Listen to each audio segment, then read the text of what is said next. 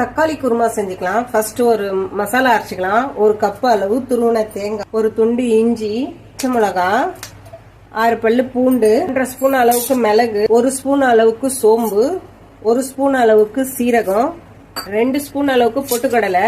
இதெல்லாம் போட்டு நல்லா நைஸ் பேஸ்டா அரைச்சிக்கலாம். ஃபர்ஸ்ட் தேவையான அளவு நம்ம எண்ணெய் ஊத்துக்கலாம். 1/2 ஸ்பூன் அளவு சோம்பு, ஒரு பட்டை, 4 கிராம்பு, ஒரு சின்ன துண்டு அளவுக்கு கல்பாசி, பெரிய வெங்காயத்தை வெட்டி வச்சிருக்கேன், அதையும் போட்டுக்கலாம். இந்த அளவு வதங்கிடுச்சு. 3 பழுத்த தக்காளியை நல்லா பெரிய பெரிய துண்டா கட் பண்ணி வச்சிருக்கேன், அதையும் போட்டுக்கலாம். அரைச்சி வச்சிருக்கிற பேஸ்ட் அதில் ஊற்றிக்கலாம்.